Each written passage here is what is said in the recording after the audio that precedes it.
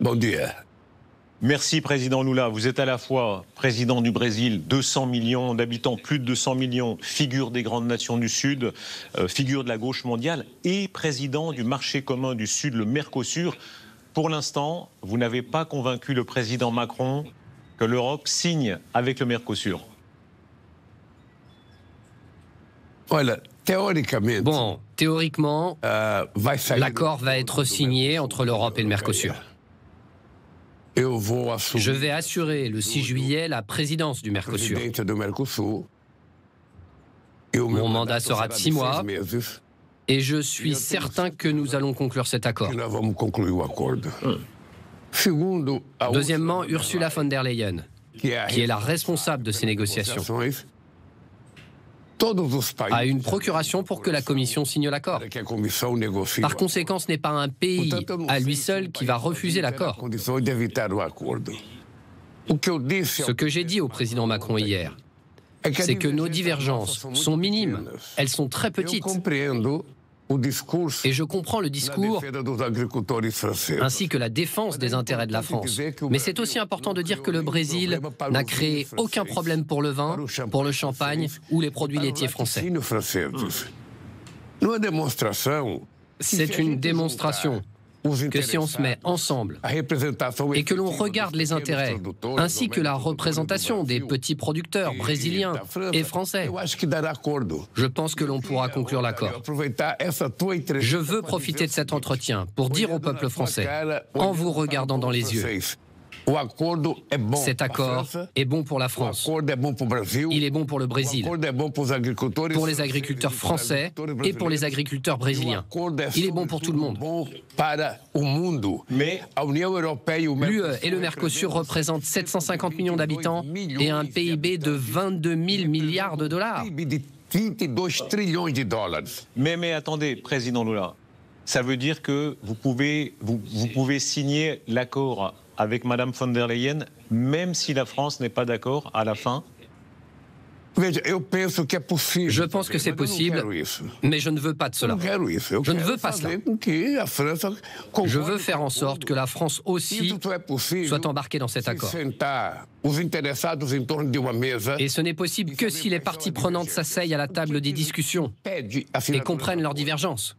Qu'est-ce qui empêche la signature de l'accord? Je pense que souvent, les techniciens contribuent à l'accord, certes. Mais parfois, le problème n'est plus technique, mais politique. Et c'est à ce moment-là que le président Macron entre en jeu. Hier, j'ai dit une chose à Macron, que je vais vous raconter maintenant. Macron est certain que le Brésil est son meilleur allié en Amérique du Sud. Et je suis convaincu que c'est aussi mon meilleur allié en Europe. Pourquoi donc ne pas signer l'accord?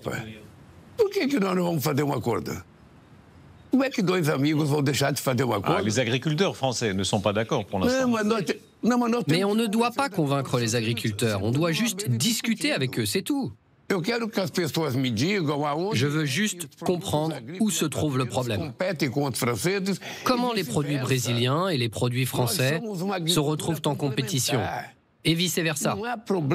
Nous sommes une agriculture complémentaire. Je suis sûr qu'il n'y a pas de problème.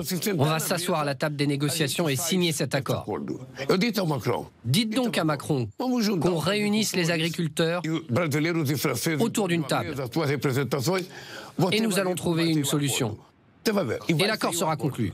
Président Lula, vous êtes témoin. Au mois de juin, l'accord sera signé entre l'UE et le Mercosur pour le bien de l'Europe et le bien du monde. Président Lula, vous avez une différence de point de vue aussi sur la guerre d'Ukraine. Vous aviez dit Zelensky est aussi responsable que Poutine. Pourquoi? Laissez-moi vous dire quelque chose. Au début de la guerre, il y a 3 ans, j'ai eu l'idée que quelqu'un qui ne veut pas la paix est forcément en guerre. Ça, c'est une maxime que j'ai appris avec ma maman, qui est décédée dans les années 80. Le Brésil a une position très claire par rapport à la guerre. Le Brésil a été contre l'occupation territoriale de l'Ukraine par la Russie. Ça, c'est clair. Donc j'étais contre la guerre. Le Brésil est contre la guerre. Le Brésil a travaillé pendant ces 3 ans à créer des perspectives, un point commun qui permette aux 2 belligérants de s'asseoir à la table des négociations. Et moi, je me suis rendu en Russie et j'ai discuté avec Poutine. Et je lui ai dit, Monsieur le Président Poutine, il faut s'asseoir à la table des négociations. Je lui ai dit, il faut le faire. Parce que vous voyez, d'un côté, on a les amis européens qui discutent uniquement avec Zelensky. Et de l'autre côté, on a Trump qui discute seulement avec Poutine. Donc si vous n'arrivez pas à joindre les deux autour de la table des négociations, ça va être compliqué de trouver une solution. Nous avons créé un document entre le Brésil et la Chine.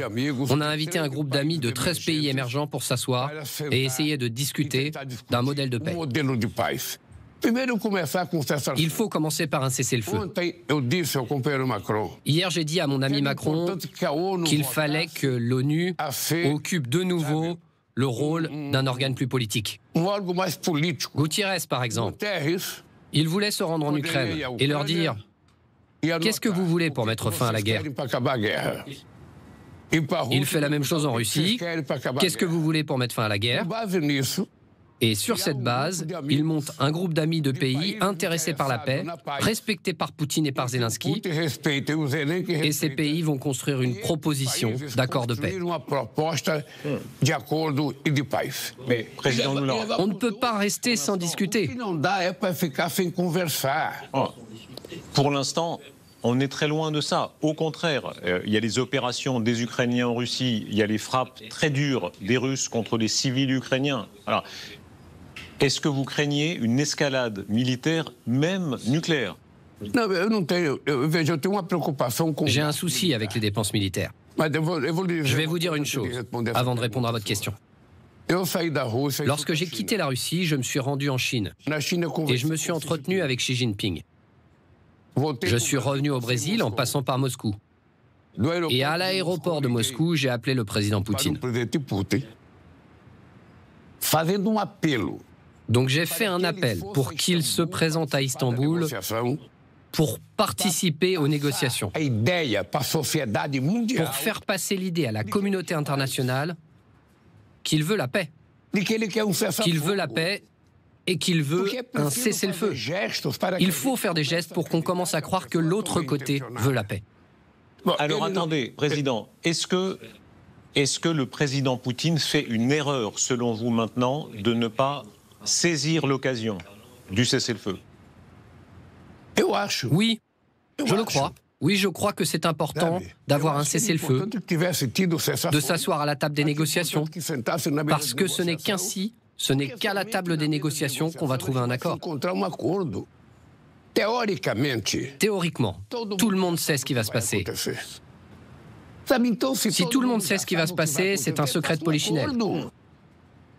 Alors pourquoi ne pas s'asseoir à la table des négociations et arrêter cette destruction? C'est ça que le Brésil revendique depuis le début. C'est pour ça que j'ai dit à Macron que c'était important que Gutiérrez, le secrétaire général de l'ONU, puisse avoir une posture politique plus importante pour mettre les deux belligérants, les deux présidents dans une situation où il n'y a pas d'autre solution que de s'asseoir à la table des négociations. Président, vous parlez à Vladimir Poutine. Trump parle à Poutine. En Europe, beaucoup considèrent qu'il doit rester un paria. D'après vous, est-ce que Poutine doit revenir dans le jeu, par exemple être au G8? Est-ce que les Occidentaux doivent remettre Poutine dans les discussions? Poutine n'a jamais participé au G8. Il ne participe pas parce que c'est un homme qui a un arsenal militaire considérable, n'est-ce pas?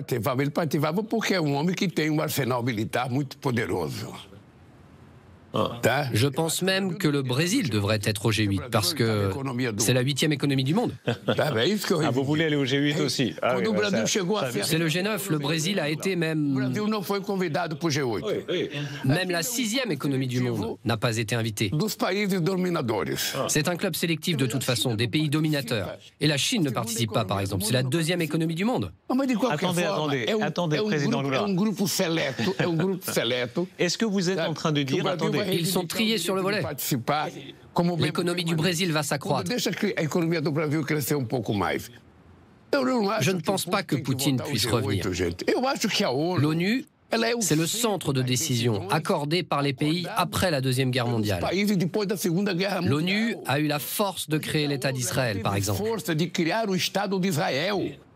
Mais aujourd'hui, elle n'a pas la force de créer un État palestinien.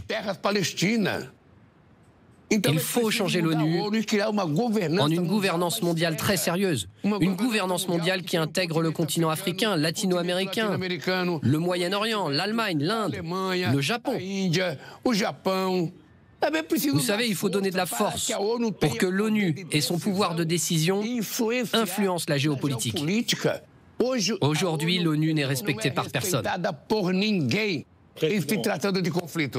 Vous savez que pour l'instant, ça n'est pas ça. Je vous ai posé la question du G8 et tout de suite, vous avez dit que d'autres pays du Sud devaient avoir leur place.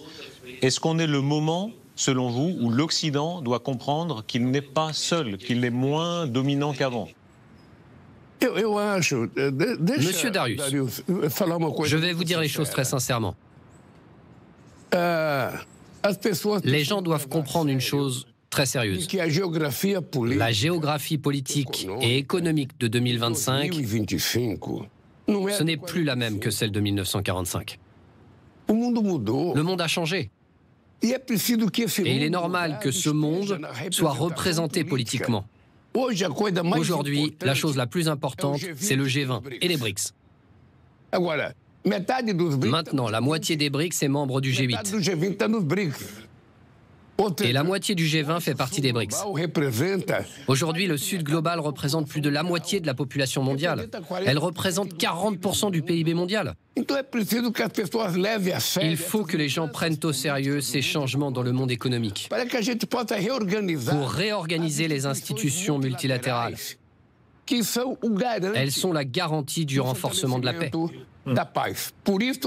C'est pour cela que maintenant je défends la démocratie, le multilatéralisme et le libre-échange. Si on veut faire la paix, c'est comme ça qu'il faut procéder.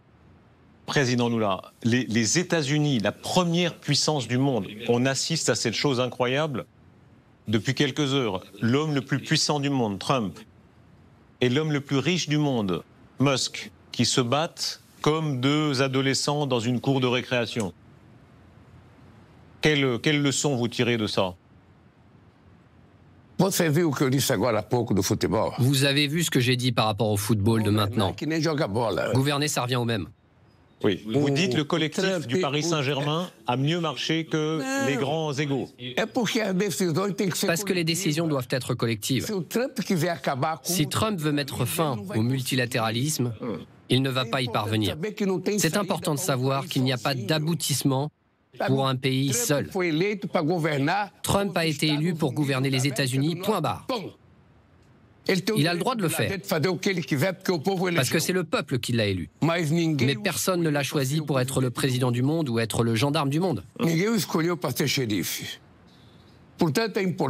C'est important qu'il sache qu'il faut bien respecter la souveraineté de chaque pays,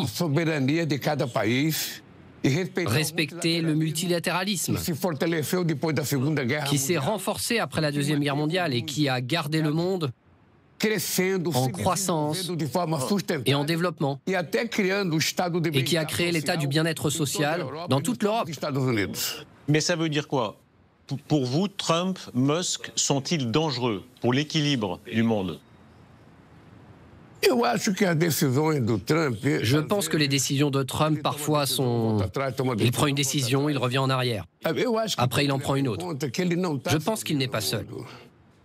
Il doit savoir qu'il n'est pas seul. Aucun pays ne peut être méprisé, même s'il est petit. Tout le monde sait que lorsque le pays est important, il faut tenir compte des pays riches. Par exemple, dans le dossier climatique, les États-Unis et les pays développés ont la responsabilité historique par rapport aux émissions de gaz à effet de serre. Les pays riches se sont industrialisés. Ils ont une dette et un contentieux avec la planète. Par conséquent, ils doivent mettre de l'argent pour que les pays qui ont des forêts puissent garder ces forêts intactes. L'Afrique du Sud, l'Indonésie, le Congo, l'Amérique du Sud. Ce sont les grandes réserves du monde. Et en dessous de chaque arbre, il y a des gens. Il y a des extracteurs de latex, il y a des travailleurs ruraux. Il y a des autochtones aussi. Et ces gens ont besoin de vivre. Les pays riches maintenant ont une dette qui représente 1000 milliards de dollars qu'il faut mettre pour sauver la planète, éviter le réchauffement climatique et les 1,5 degrés supplémentaires. Vous avez un bon rapport personnel avec Emmanuel Macron. On vous a vu sous la Tour Eiffel avec vos deux épouses. Mais politiquement, votre cœur a parlé souvent pour Jean-Luc Mélenchon. Est-ce que vous espérez encore que M. Mélenchon soit président de la France la prochaine fois? Macron ne peut pas être candidat. J'ai été ami de Chirac. Je lui dois beaucoup. J'ai eu son soutien quand j'ai créé un programme fin 2000. C'était le premier président à me soutenir. Je suis un bon ami de Sarkozy. Je suis aussi un ami de François Hollande. Et je suis un ami d'Emmanuel Macron. Je suis aussi ami avec Mélenchon et Jospin, ainsi que Rocard auparavant. Mais attendez, la prochaine fois, il faudra un président. Ils ne vont pas être tous présidents. Le prochain président, que vous espérez, vous, qui est-il? Ce n'est pas moi qui vais élire le président. C'est le peuple français qui va décider. Je souhaite le meilleur pour la France. Mais je suis contre l'extrême droite, le négationnisme. Mais je ne souhaite pas prendre position. L'extrême droite négationniste, elle nie les institutions qui garantissent le fonctionnement de la démocratie. Et je pense que les institutions qui garantissent la démocratie sont très, très importantes. Les partis politiques doivent être forts, le Congrès doit être fort, le pouvoir judiciaire doit être autonome et fort. Donc si on ne permet pas qu'il y ait un bon fonctionnement de ces institutions, la démocratie est en danger. Je veux le meilleur pour le peuple français. Un mot personnel, Président Lula. Vous incarnez une gauche ouvrière. Ça m'a toujours frappé dans votre vie, le petit doigt que vous avez perdu à la main, là, dans un accident de machine. Vous avez été ouvrier. Aujourd'hui, on dit souvent la gauche n'a plus assez cette force ouvrière. Est-ce que vous pensez ça? En Europe notamment.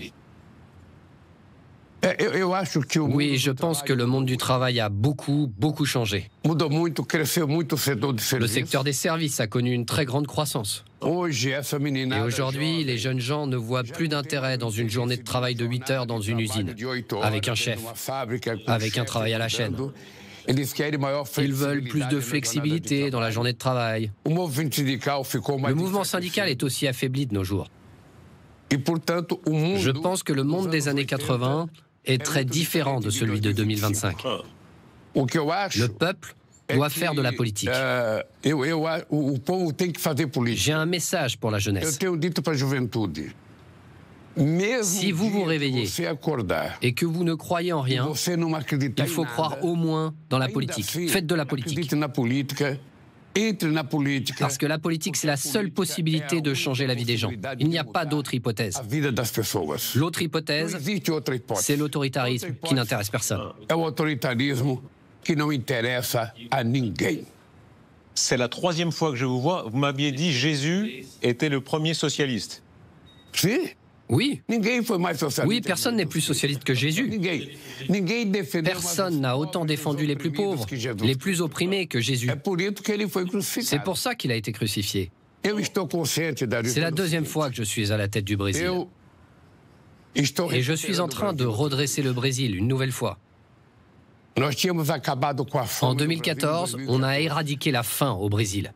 Lorsque je suis revenu à la tête du Brésil en 2023, il y avait 33 millions de Brésiliens qui ne mangeaient pas à leur faim. En 2 ans, on a permis à plus de 24 millions de Brésiliens de pouvoir manger de nouveau à leur faim. Encore une fois, il faut mettre fin à la faim au Brésil. Je suis très fier de ce qu'on a fait. Parce que mon rêve, c'est de voir tous les gens aller dormir en ayant mangé un petit déjeuner, un déjeuner, ainsi qu'un dîner. Aujourd'hui, dans le monde, il y a 730 millions de personnes qui ont faim, pendant que les riches sont en train de dépenser des milliers de milliards de dollars en armement, alors qu'ils devraient dépenser pour mettre fin à la misère, à la pauvreté, aux inégalités.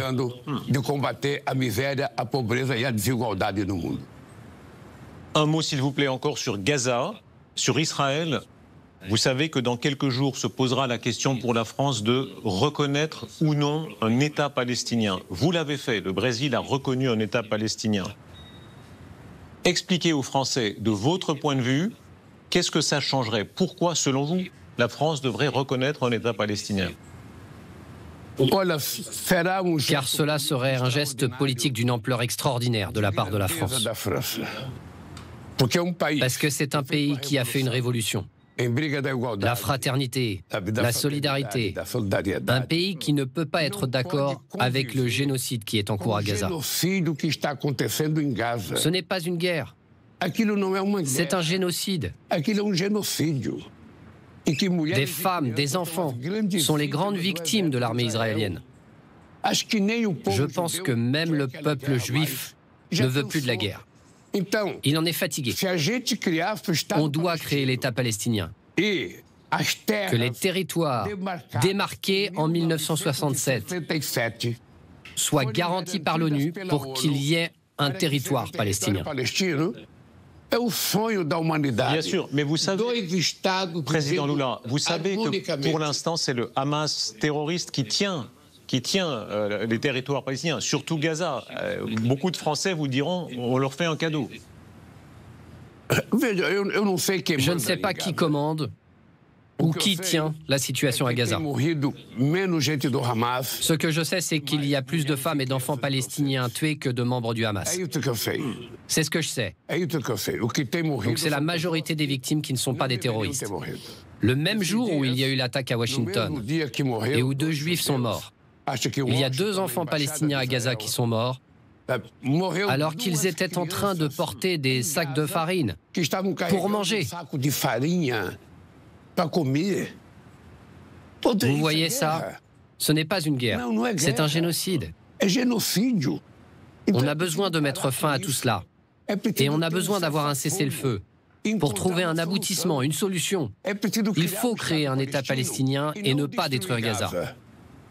Président Lula, merci. Où trouvez-vous l'énergie? Vous avez 79 ans, vous avez eu des grands problèmes de santé. Vous avez l'air... Quoi? Vous avez 20 ans. Darius, je dis toujours que nous tous, on a besoin d'avoir une cause. Une cause qui nous motive lorsqu'on se lève le matin. Cette cause, la mienne, c'est mettre fin aux inégalités sur la planète Terre. L'inégalité raciale, les inégalités de genre, l'inégalité devant l'éducation, en matière de santé, mettre fin à la faim dans le monde.